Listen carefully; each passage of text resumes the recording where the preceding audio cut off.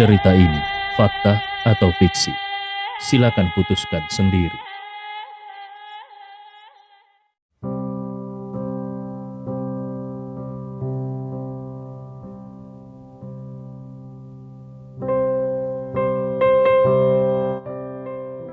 Paul menggosok pelipisnya dan berkata, "Kalau kita ketahuan, semuanya akan berakhir."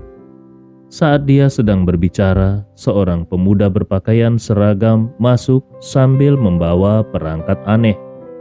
Perangkat itu adalah tongkat panjang dengan lingkaran di ujungnya. Tampak sangat mirip dengan alat pendeteksi ranjau dalam film. Paul bertanya dengan heran, "Anak muda, apakah itu pendeteksi ranjau?" Pemuda itu tersenyum dan berkata, "Bukan. Tapi prinsipnya hampir sama. Ini adalah detektor logam. Ini akan memberitahu kita saat menemukan logam di bawah tanah.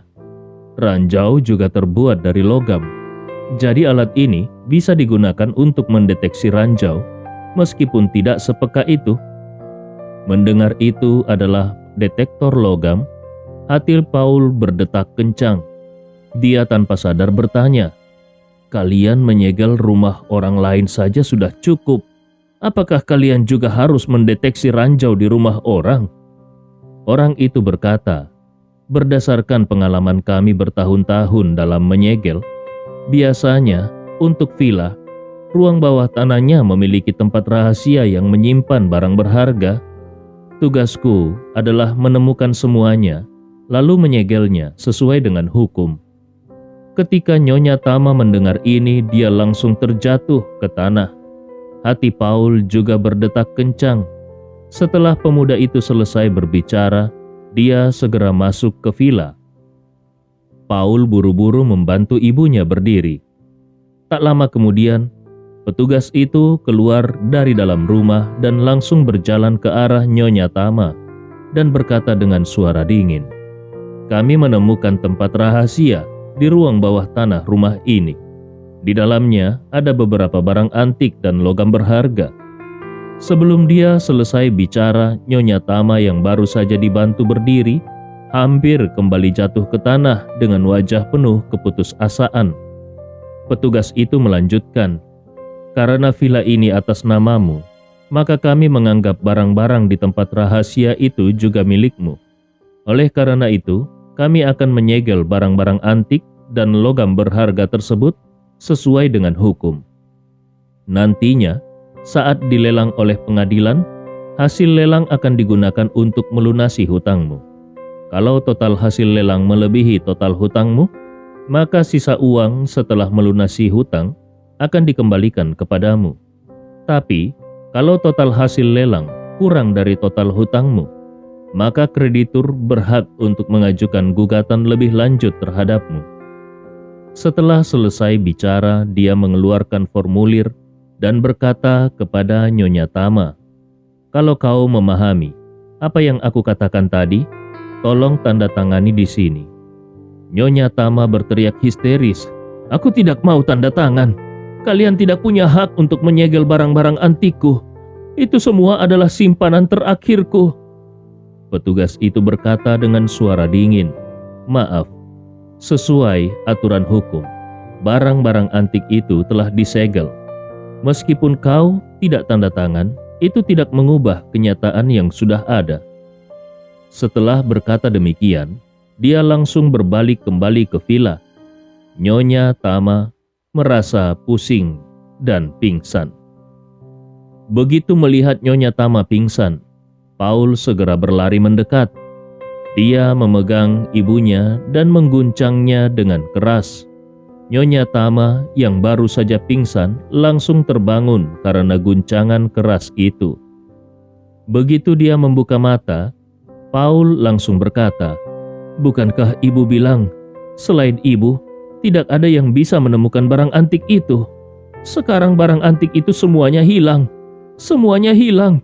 Bagaimana kita sekeluarga akan hidup?" Nyonya Tama menangis terseduh-seduh dan meratap dengan sangat putus asa. "Kalau aku tahu akan begini jadinya, aku tidak akan menyembunyikannya di dalam rumah." Sambil berbicara, Nyonya Tama menangis dengan keras. "Sudah selesai. Kali ini benar-benar sudah selesai. Seluruh usahaku selama hidup sudah habis." Basri juga putus asa. Sambil menangis, dia berkata, "Sekarang semuanya sudah hilang. Bahkan makan pun kita tidak akan bisa lagi. Meskipun kita bisa menahan lapar malam ini, tapi kita mau tidur di mana? Tidak mungkin kita tidur di jalan, bukan?" Mendengar ini, Kasna juga menangis sedih. "Apakah ini berarti kita akan menjadi gelandangan? Aku tidak mau." Pada saat ini, petugas sudah mulai memindahkan barang-barang dari dalam rumah ke truk. Nyonya Tama melihat barang-barang antiknya disegel dan dibawa pergi. Dia menangis keras di halaman. Beberapa kali dia mencoba merebut kembali barang-barangnya, tetapi selalu dihentikan oleh petugas. Barang-barang berharga semuanya dibawa pergi, sementara pakaian murah dan perabotan rusak milik keluarga Tama dipindahkan keluar rumah dan ditumpuk di pinggir jalan. Setelah semua barang hampir selesai dipindahkan, petugas pengadilan menempelkan segel di pintu rumah. Kemudian petugas tersebut mendatangi keluarga Tama dan berkata, "Sekarang kami akan menempelkan segel di gerbang luar. Mohon kerjasamanya dan silakan keluar, karena kalian sudah dilarang masuk ke dalam." Nyonya Tama menangis dengan mata merah dan bengkak.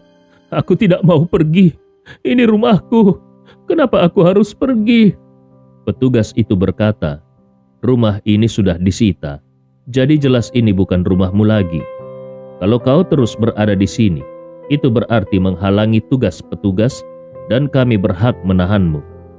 Paul dan 2 anggota keluarganya langsung keluar setelah mendengar ini. Mereka tidak mau ditahan di penjara. Awalnya, Nyonya Tama tidak mau pergi. Tetapi melihat tidak ada lagi orang yang mendukungnya, akhirnya dia menangis sambil keluar.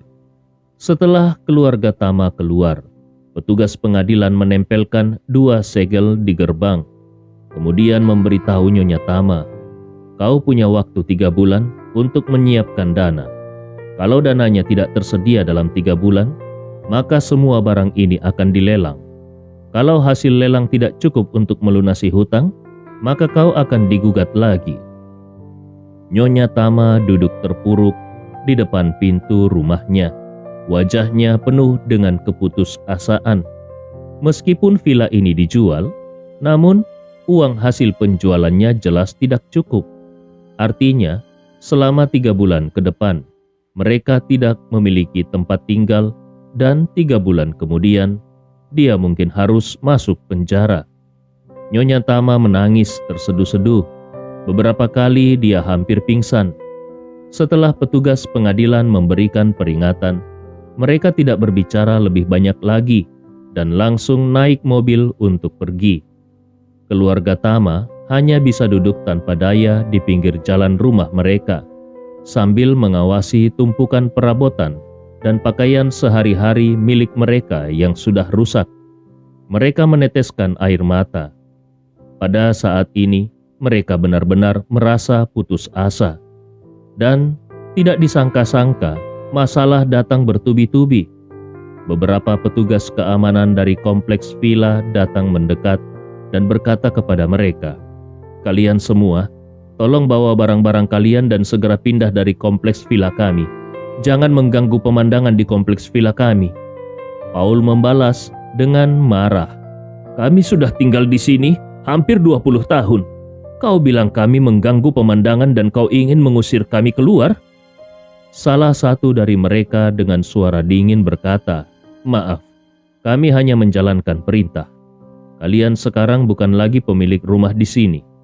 Karena kalian pernah tinggal di sini, maka kalian pasti tahu bahwa kompleks kami memiliki pengelolaan tertutup dan tidak mengizinkan orang luar masuk. Jadi, tolong segera tinggalkan tempat ini."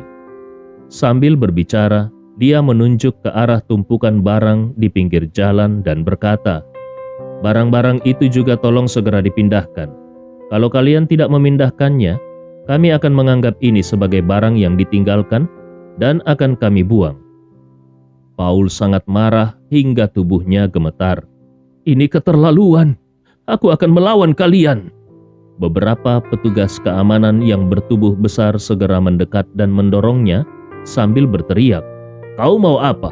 Mau berkelahi? Tim keamanan kami ada belasan orang. Kau bisa melawan berapa orang?" Paul langsung terdiam ketakutan. Dia tahu tidak ada gunanya mereka berlama-lama di sini. Lagi pula, mereka memang tidak berhak lagi. Rumah ini sudah disita. Jadi mereka bukan pemilik rumah lagi. Diusir keluar adalah hal yang wajar. Maka dia hanya bisa menghela nafas dan berkata kepada putra-putrinya, "Kemas barang-barang yang berguna dan berharga. Sisakan, biarkan saja sisanya di sini untuk yang tidak berguna dan tidak berharga. Biarkan mereka yang mengurusnya." Sambil menangis, Kasna berkata, "Ayah, sekarang kita mau kemana?" Paul menggelengkan kepala dan menghela nafas. "Aku juga tidak tahu, tapi tetap di sini juga bukan pilihan." Basri mengusap air mata dan berkata, "Ayah, bagaimana kalau kita minta maaf kepada Paman Ridwan? Mari kita akui kesalahan kita dan meminta mereka menerima kita." Di media sosial, Bibi bilang vilanya punya 10 kamar tidur. Minta 2 kamar saja sudah cukup. Aku dan ayah bisa tidur di satu kamar, lalu Kasnah dan nenek tidur di satu kamar. Raut wajah Paul terlihat sangat sedih. Dia menghela nafas dan berkata, "Mudah sekali kau bicara. Apa kau tidak tahu seperti apa bibimu itu? Dia pasti senang melihat kita menderita. Mana mungkin dia berbaik hati menerima kita dan memberi kita kamar." Nyonya Tama yang sejak tadi diam, tiba-tiba berdiri dan berkata dengan marah, "Ayo, kita ke Villa Desilen. Hari ini, kalaupun aku harus mati, aku akan mati di depan Villa Desilen. Kalau Ridwan dan Carla tidak menerima kita, aku akan melaporkan mereka karena menelantarkan orang tua." Pada saat yang sama di Villa Desilen, Carla sedang berbaring di kursi malas di balkon lantai 2. Sambil melihat ponselnya dengan senyum lebar, orang yang memberikan like pada postingannya dilihatnya sudah lebih dari 300 orang. Dan ini sangat luar biasa. Komentar terus berdatangan dengan begitu banyak sampai dia tidak bisa menghitungnya lagi. Bahkan tidak bisa membalas semuanya. Hari ini, Carla akhirnya merasakan apa artinya menjadi pusat perhatian. Seluruh teman-temannya di sosmed memperhatikan statusnya dan memberikan pujian di kolom komentar. Itu membuat hatinya berbunga-bunga. Pada saat ini, beberapa teman baik Carla di grup mengirim pesan. "Wah, hari ini Carla pindah ke villa mewah Desilen. Apapun yang terjadi, dia harus mengundang kita makan malam." Dalam sekejap, semua orang di grup ikut berbicara dan mendesak Carla untuk mengundang makan malam. Carla merasa sangat kesal di dalam hatinya. Meskipun dia tinggal di villa mewah yang harganya puluhan miliar, namun dia tidak punya uang untuk mengundang mereka makan malam. Dia benar-benar tidak punya uang sama sekali. Memikirkan ini, dia hanya bisa mencari alasan dan berkata, "Aduh teman-teman, maaf sekali, aku baru saja pindah, jadi masih banyak hal yang harus diatur di rumah." Seseorang berkata, "Carla, pelan-pelan saja membereskannya. Hari ini adalah hari bahagia pindahan rumah. Kalau kau melewatkan momen ini, maka tidak akan ada keberuntungan seperti ini lagi." Carla sangat tergoda, namun masalahnya adalah uang. Jadi dia berkata kepada teman-temannya, "Tunggu sebentar, aku akan pastikan waktu dengan keluargaku dulu. Nanti aku akan mengabari kalian." Salah seorang teman Carla berkata, "Sekarang jam 1 lewat 30 menit. Beri kami kepastian sebelum jam 3. Jadi kami bisa mengatur waktu." Carla buru-buru setuju. Lalu dia segera bangkit dan mencari Andi Rewa. Pada saat ini, Andi sedang memasak di dapur bawah. Setelah selesai memasak dan menghidangkannya, Carla turun dari lift. Awalnya dia berniat meminta uang kepada Andi, tetapi melihat semua orang sedang di ruang makan dan bersiap untuk makan, dia pun menjadi ragu-ragu. Bukan karena dia malu meminta uang kepada Andi, tetapi karena suami dan putrinya juga ada di sana. Jadi dia merasa tidak pantas untuk langsung meminta uang.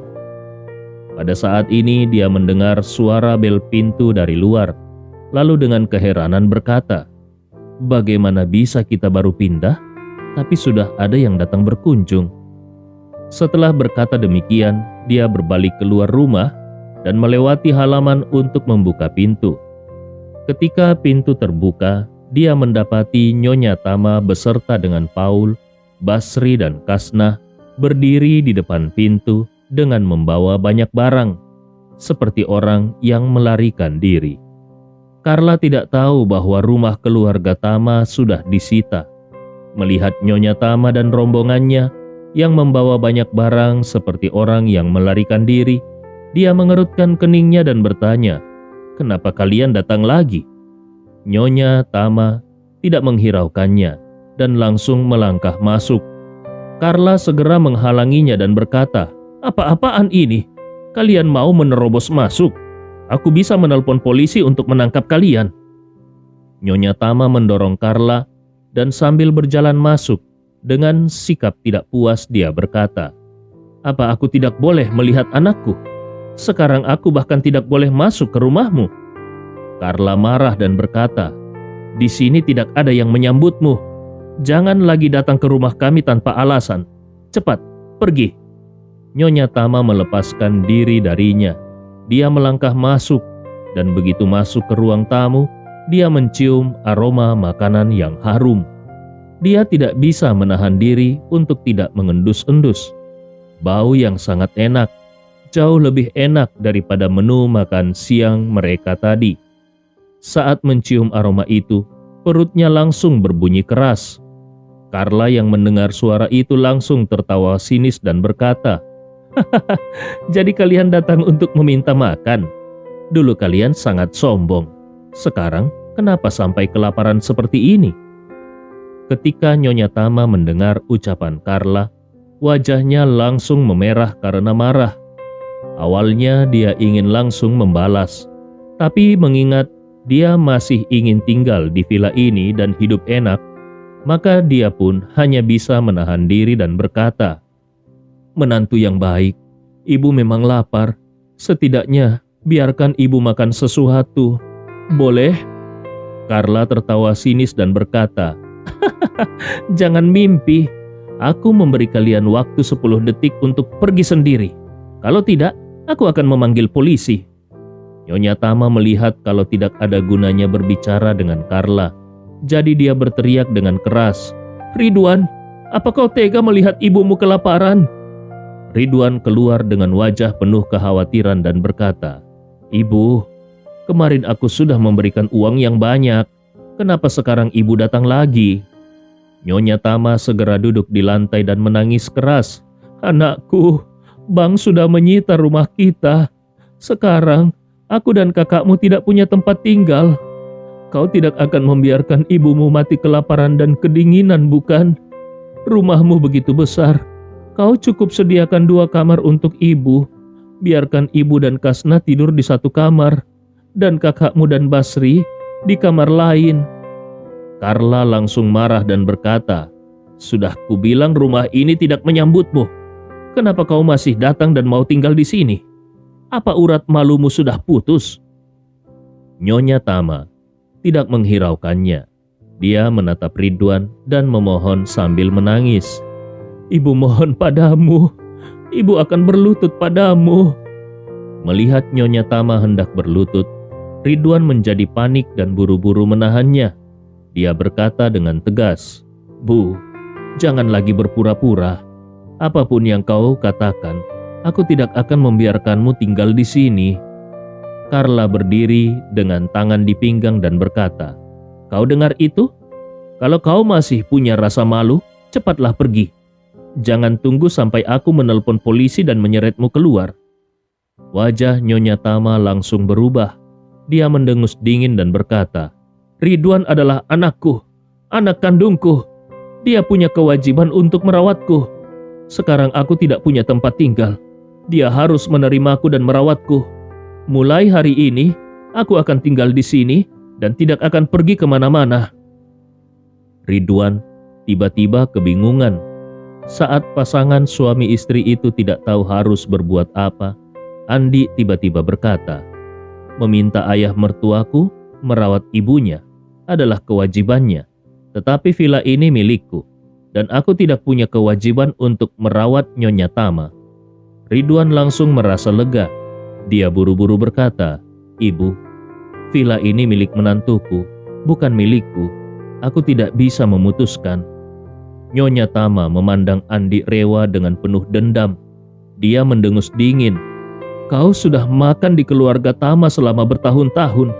Bukankah sudah seharusnya kau juga merawatku?" Andi Rewa tersenyum dingin. "Aku tidak punya kewajiban hukum untuk merawatmu. Jadi silakan pergi." Nyonya Tama berteriak, "Aku tidak peduli. Kau sudah menikahi cucuku. Jadi kau juga harus merawatku. Aku akan tinggal di villa ini hari ini dan tidak ada yang bisa mengusirku. Kalau perlu, aku akan mati di sini." Andi Rewa mengernyitkan dahinya dan berkata, "Kalian ini masuk tanpa izin dan membuat keributan. Kalau kalian tidak pergi, aku akan memanggil polisi untuk menangkap kalian."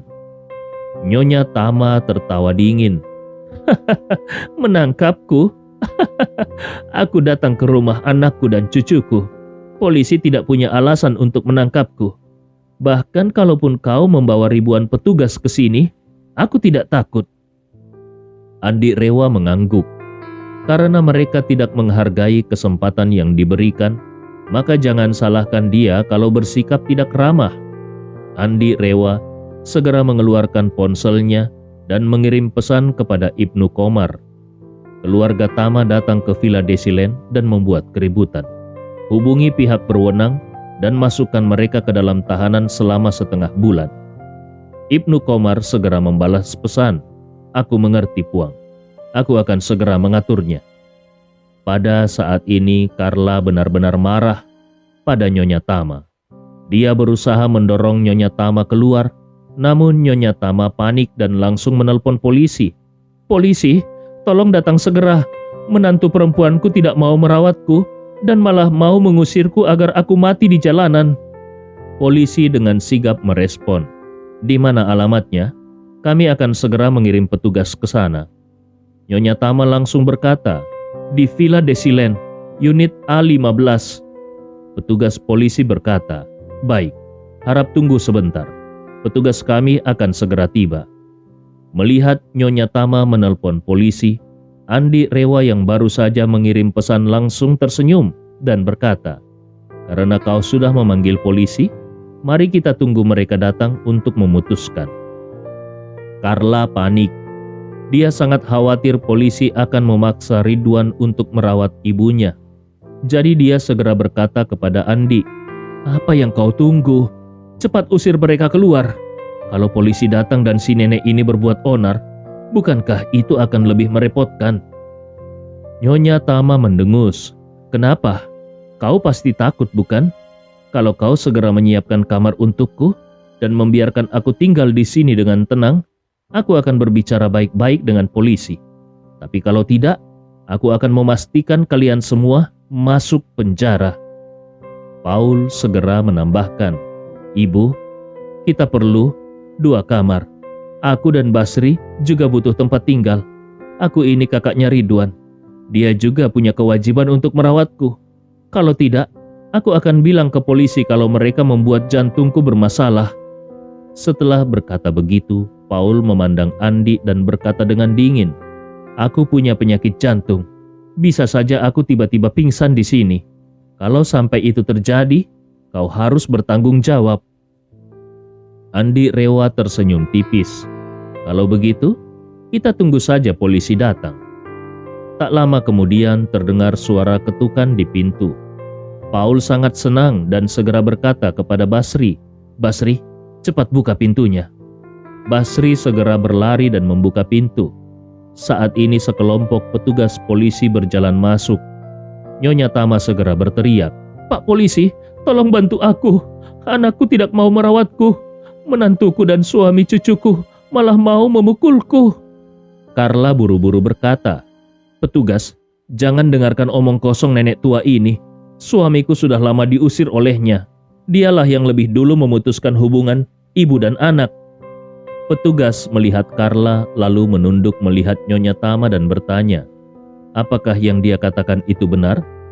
Nyonya Tama buru-buru berkata, "Tidak benar. Aku hanya mengatakan itu karena marah." Petugas mengerutkan keningnya dan bertanya, "Villa ini milik siapa?" Andi Rewa berbicara, "Milikku." Petugas mengangguk dan kemudian bertanya, "Apa hubunganmu dengan ibu ini?" Andi Rewa berkata, "Tidak ada hubungan khusus. Dia adalah nenek dari istriku." Petugas pun berkata kepada Nyonya Tama, "Kau datang ke tempat yang salah. Masalah tanggung jawab perawatan bisa dibicarakan dengan anak-anakmu. Tapi kau tidak bisa masuk ke rumah cucu mantumu dan membuat keributan. Kau sudah melanggar hukum dengan menerobos masuk dan membuat keributan." Nyonya Tama langsung marah. "Apa? Ini rumah anakku. Masa aku tidak bisa datang ke rumah anakku sendiri?" Petugas dengan sabar berkata, "Masalahnya ini bukan rumah anakmu, mengerti?" Nyonya Tama menjawab dengan marah, "Aku tidak peduli. Mereka harus menerima aku hari ini. Kalau tidak, aku tidak akan pergi." Paul juga nekat dan berkata, "Aku adalah kakak Ridwan, dan sekarang aku tidak punya tempat tinggal. Dia juga punya kewajiban merawatku. Kalau mereka tidak menerima kami juga tidak akan pergi." Basri dan Kasna juga duduk di lantai sambil berkata, "Benar, kami tidak akan pergi." Wajah Carla sangat jelek dan dia berkata, "Kalian sekeluarga benar-benar tidak tahu malu ya? Apakah kalian ingin menjadi parasit di rumah menantuku?" Nyonya Tama menggertakkan gigi dan berkata, "Pokoknya, kalau kau tidak membiarkan aku tinggal, aku akan terus duduk di sini, tidak makan dan tidak minum. Aku akan mati di depan pintu rumahmu. Menjadi hantu pun, aku akan menghantuimu." Carla tertegun. Andi Rewa juga terkejut. Bukankah itu adalah kata-kata yang diucapkan Carla saat berteriak di komplek perumahan sebelumnya? Nyonya Tama dan Carla ini ternyata memang sejenis. Petugas melihat 4 orang ini, lalu memberi isyarat kepada bawahannya dan berkata, "Ayo, bawa mereka pergi." Bawahannya dengan sigap berkata, "Siap." Petugas lainnya segera mengendalikan Nyonya Tama dan yang lainnya. Cepat-cepat memasangkan borgol pada mereka. Nyonya Tama kebingungan melihat pemandangan ini. Dengan marah dia berkata, "Petugas, mereka yang menelantarkanku. Kenapa kau malah menangkapku?" Petugas memandangnya dan berkata, "Kalian sudah melanggar hukum dengan membuat keributan. Sesuai dengan peraturan keamanan, kalian akan ditahan selama 15 hari. Nyonya Tama segera berontak dan berkata, "Kenapa kau tidak bisa membedakan benar dan salah? Kau memutarbalikkan fakta dan menuduh orang baik." Petugas mengerutkan keningnya dan berkata, "Masalah tanggung jawab perawatan bisa menuntut ke pengadilan, dan biarkan pengadilan yang memutuskan. Tapi kau tidak bisa membuat keributan di rumah orang lain. Itu sudah melanggar hukum." Lalu petugas memperingatkan, "Kalian berempat sebaiknya tenang. Kalau terus berteriak, bahkan melawan, kalian akan dianggap mengganggu tugas kepolisian dan bisa dipenjara." Setelah itu dia berkata kepada bawahannya, "Bawa mereka semua." Basri diapit oleh 2 petugas polisi saat dibawa keluar. Dia menoleh ke arah Andi dengan marah dan berkata, "Kau pasti akan mendapat balasan. Cepat atau lambat, kau akan dihukum berat." Kemudian sekelompok petugas polisi mengantar 4 anggota keluarga Tama ke mobil polisi dan membawa mereka ke kantor polisi. Melihat mobil polisi pergi, Carla melompat-lompat kegirangan dan bersorak. Bagus sekali, wanita tua itu akhirnya mendapatkan balasannya. Ridwan menghela nafas dan berkata kepadanya, jaga ucapanmu. Memang benar aku tidak membiarkan dia tinggal di sini. Tapi bagaimanapun juga, dia tetap ibuku. Carla mendengus, siapa yang peduli? Yang penting, dia tidak tinggal di rumahku. Najwa yang sejak tadi diam akhirnya berkata, keadaan nenek sekarang juga cukup menyedihkan. Bagaimana kalau kita pinjamkan rumah lama kita untuk mereka tinggali? Carla tertawa sinis. Meminjamkan mereka rumah. Lebih baik aku membiarkan rumah kita tetap kosong daripada harus membiarkan mereka tinggal di sana. Apa kau lupa bagaimana dia memperlakukan kita? Najwa menghela nafas dan berkata, bagaimanapun juga dia nenekku. Aku merasa sedikit tidak tega. Carla melambaikan tangannya. Jangan berempati di sini. Orang tua itu bersama Paul dan keluarganya sudah pantas mendapatkan pelajaran. Kali ini, biarkan mereka merasakan kehidupan di penjara. Najwa hanya bisa menggelengkan kepala dengan tidak berdaya dan berkata, Bu, kalau tidak ada urusan lagi sore ini, aku mau pergi ke kantor. Di sebelahnya, Elsa juga berkata, aku juga harus kembali ke kantor untuk mengurus beberapa urusan. Bagaimana kalau kita pergi bersama? Najwa mengangguk dan berkata, baiklah, ayo kita pergi bersama. Najwa dan Elsa segera berkemas dan pergi dengan terburu-buru. Andi Rewa mengantar mereka ke halaman dan menyaksikan Najwa mengemudi pergi. Setelah Najwa dan Elsa pergi, Carla langsung menghampiri Andi dan berkata, Andi, apakah ayahmu sudah mentransfer uang sisa beli furniture ke rekeningmu? Andi Rewa mengangguk. Iya, kenapa? Carla dengan otoriter berkata, transfer semuanya ke aku. Aku butuh uang itu. Carla merasa, selama dia meminta uang kepada Andi, Andi yang dianggapnya sebagai sampah, pasti tidak akan berani menolak ataupun membantah. Setelah Andi mentransfer uang ke rekeningnya, dia bisa mengajak teman-temannya makan bersama. Setelah makan, mereka bisa menikmati berbagai hiburan mewah. Inilah yang disebut kehidupan kelas atas. Mendengar Carla menginginkan uang itu, Andi segera menggelengkan kepala dan berkata, maaf Bu, aku tidak bisa memberimu uang itu. Carla langsung mengerutkan keningnya dan bertanya, kenapa? Andi dengan tenang menjawab, sekarang ayah yang mengatur uang di rumah. Kalau ibu ingin menggunakan uang, ibu harus mendapatkan persetujuan ayah terlebih dahulu. Carla berkata dengan suara dingin, apa yang kau katakan? Jadi maksudmu sekarang aku tidak punya kuasa lagi ya? Andi Rewa mengangguk dan berkata, untuk masalah uang, ayah harus memberikan persetujuannya. Carla dengan marah berkata, jangan coba-coba menggunakan nama Ridwan untuk menekanku. Aku beritahu kau, aku adalah ibu mertuamu. Kalau aku meminta uang, kau harus memberikannya. Andi Rewa tersenyum dan berkata, aku bisa memberikannya, asalkan ayah menyetujuinya. Carla merasa sangat marah. Dia menunjuk Andi dan bertanya, kau? Apakah kau benar-benar ingin melawanku? Andi balik bertanya, bukankah keputusan bahwa ayah yang mengatur uang di rumah ini adalah keputusan ibu sendiri? Itu bukan keputusanku. Aku hanya menjalankan keputusanmu. Carla menggertakkan giginya dan berkata, jangan banyak bicara. Segera berikan uang itu kepadaku. Andi Rewa mengangkat tangannya dan dengan nada menyesal berkata, maaf Bu. Kalau ayah tidak menyetujui masalah uang ini, bahkan meskipun ibu membunuhku, aku tidak akan memberikannya.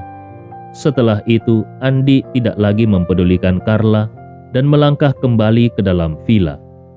Carla melihat punggung Andi dan merasa sangat marah dan frustasi hingga hampir meledak. Dia tidak tahu harus berbuat apa. Di grup chat, teman-teman lamanya masih menunggu jawabannya.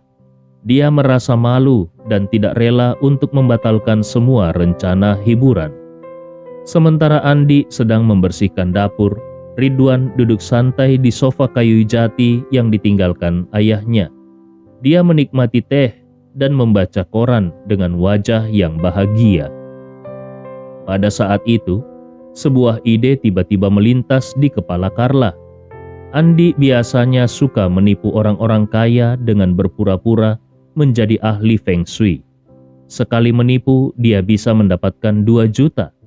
Siapa tahu Andi memiliki uang simpanan lainnya yang tidak diketahuinya. Kalau dia bisa menemukan kartu ATM Andi dan mengetahui PIN-nya, bukankah dia bisa mengambil semua uang simpanan pribadi Andi? Memikirkan hal ini, senyum licik muncul di wajah Carla. Dia segera memutuskan untuk mencuri uang Andi. Carla dengan cepat naik ke lantai 2 dan mencoba membuka kamar Andi dan Najwa. Saat dia mendapati pintunya tidak terkunci, hatinya langsung bersorak gembira.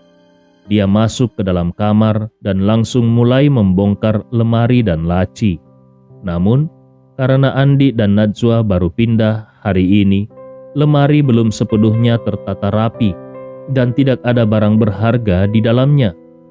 Carla mencari cukup lama, tetapi tidak menemukan dompet atau kartu ATM Andi. Saat dia merasa kesal, dia tiba-tiba melihat jaket Andi tergantung di lemari.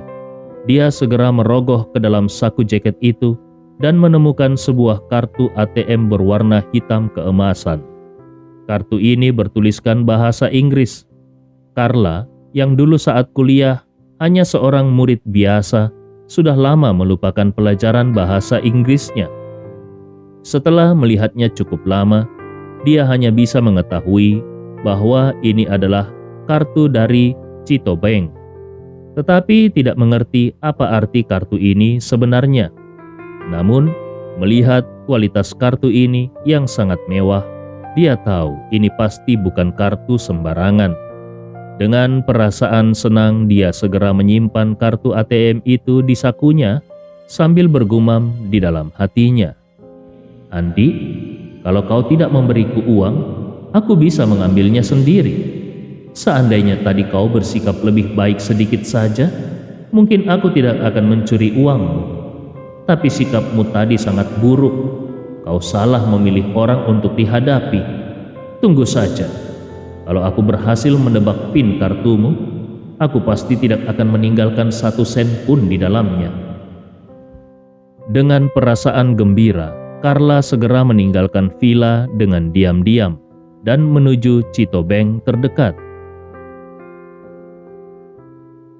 Sementara itu, Andi yang sedang membersihkan dapur tidak menyangka Carla akan mencuri kartu ATM-nya.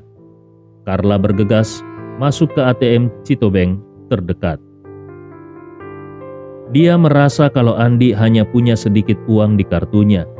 Jadi dia tidak perlu repot-repot pergi ke teller.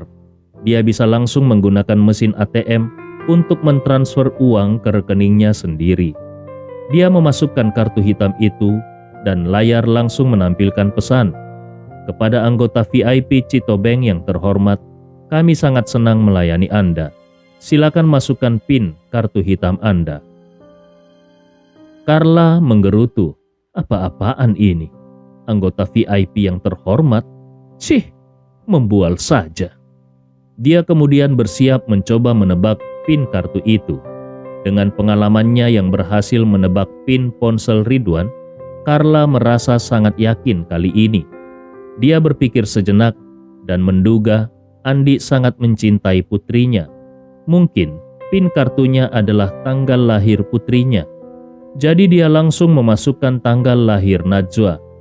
Namun, layar langsung menampilkan pesan. Kepada anggota VIP Cito Bank yang terhormat, PIN yang Anda masukkan salah. Anda masih punya 2 kesempatan hari ini. Carla terkejut sejenak. PIN-nya salah? Lalu dia menggerutu marah. Andi, kau selalu bilang cinta pada putriku. Tapi PIN kartu bankmu bukan tanggal lahir putriku. Lihat saja Ridwan, si bajingan itu. PIN ponselnya saja, tanggal lahir mantan pacarnya. dari 20 tahun yang lalu. Kemudian Carla berpikir, mungkinkah Pinya adalah tanggal pernikahan mereka? Cerita ini fakta atau fiksi? Silakan putuskan sendiri.